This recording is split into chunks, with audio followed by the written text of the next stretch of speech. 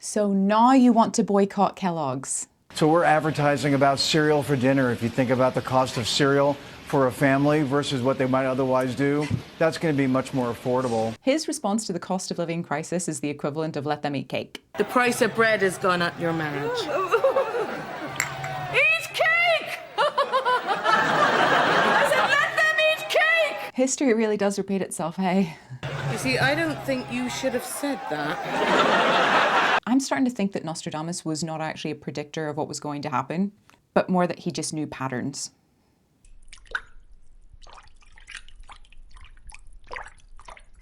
Hi guys, welcome to another episode of Trauma Pond HQ. My name's Olivia and this is where we sit by the pond and we have a little chat. Now the CEO of Kellogg's has said that if you are feeling the pinch with the cost of living crisis, just eat Kellogg's for dinner. Great response. This is when I believe that we do need to turn French.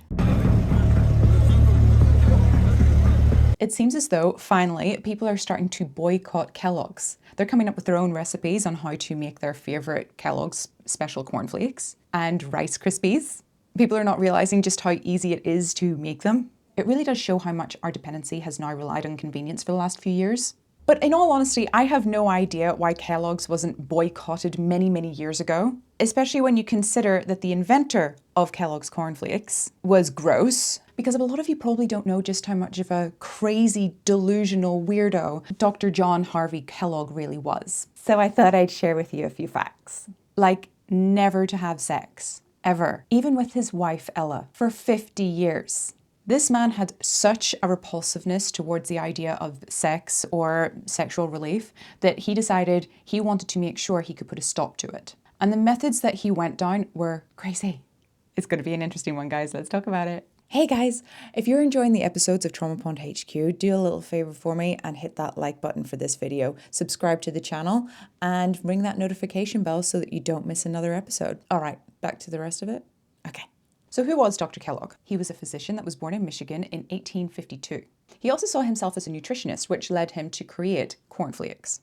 And he lived until he was 91, so he must have known something. He was also a very prominent inventor. He invented an electric horse to simulate horse riding so that you could stay in shape. For all of you that say that horse riding is not a sport because you just sit on there, give it a shot. I dare you. I bet you all have small calves too. He invented light baths, believing that that would have some healing component to them. He was also the asshole that said that fake meat needed to be a thing because he believed that meat makes you sin more by, having sex. Well, soy boys is a thing now, so there was also the belly puncher. He believed that the more that you punch the fat in your belly, that would actually release the fat cells. As a personal trainer, I really want to do that just to my fat clients. Only because they won't do the work. He's also the one that invented the shake awake.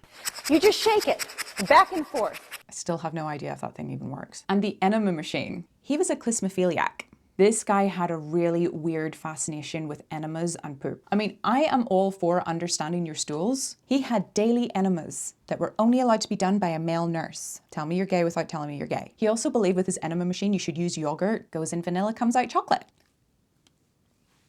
So he was definitely wanting to be the Da Vinci of his time. But when I say this man despised masturbation, he went to extreme lengths to try and stop people from doing it. Well, I must be punished then, mustn't I? You're a naughty boy! Don't do it!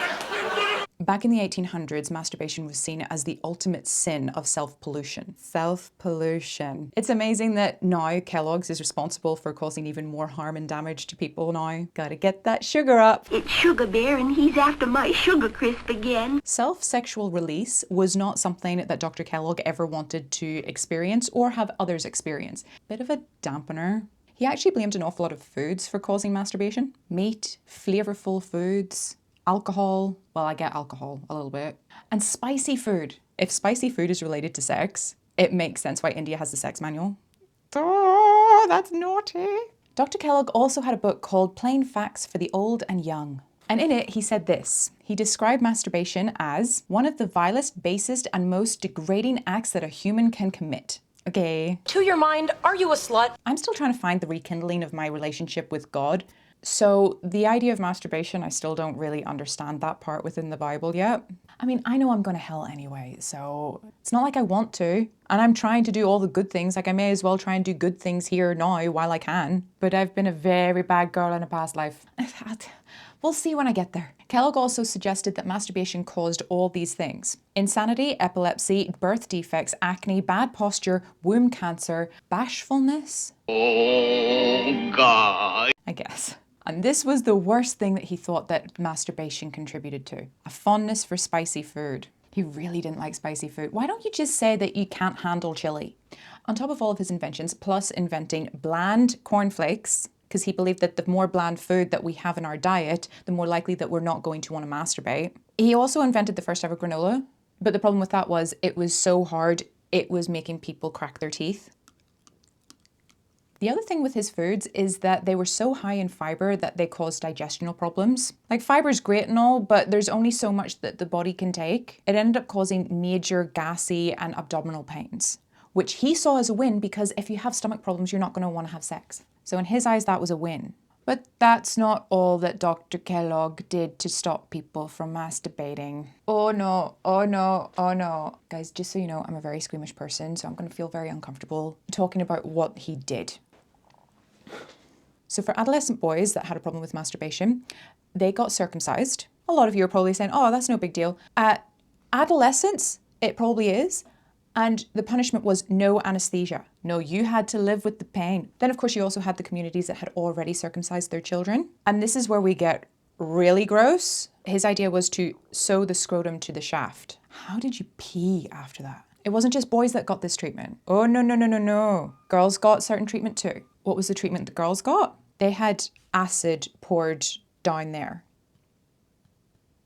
Or he would cut or sew the labia. Again, no anesthesia. To say that Dr. Kellogg was nothing less short of a psychopath, yeah.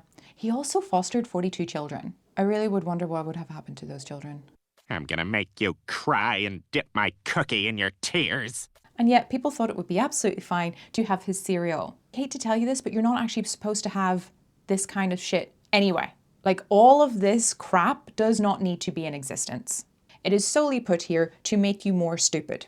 All of these companies have designed food to lower your IQ and make you stupid, make you compliant and make you fat. Because this is the thing, in large numbers, the civilians outnumber the high-ranking officials. This could be a French Revolution if you were able-bodied and smart enough to go against the big dogs. But they've all planned this out. They have to keep you compliant with illnesses, fatness, feminism, all of that bullshit to keep you on the most dumbed-down level so that you don't have to think. And even if you can think, you can't do anything about it because you're too fat to actually go and fight the system. So if you're just boycotting Coca-Cola, if you're just boycotting all the fast food chains, if you're just boycotting Kellogg's, try and rethink this. Just keep things basic. I could guarantee if people actually just lived off a normal, basic, whole nutritional food diet, I would guarantee a lot of people would be able to start reading again. They wouldn't be doom scrolling. So yeah, I'm very glad that there are people that are willing to open their eyes and boycott all the things that have poisoned them from the very beginning. But you've got a long way to go. For all my fatties out there, start walking, get to the gym, stop eating shit. No one likes you anyway in this position. You may as well start trying to do something for yourself. All right, guys, I hope that you've chosen to be angry in the right direction. If you've enjoyed this episode, please like this video, subscribe to the channel, leave a comment down below, say whatever you want. It's not going to affect me. I'm already traumatized. All right, guys, I'll see you next time for another episode of Trauma Pond HQ. Mwah.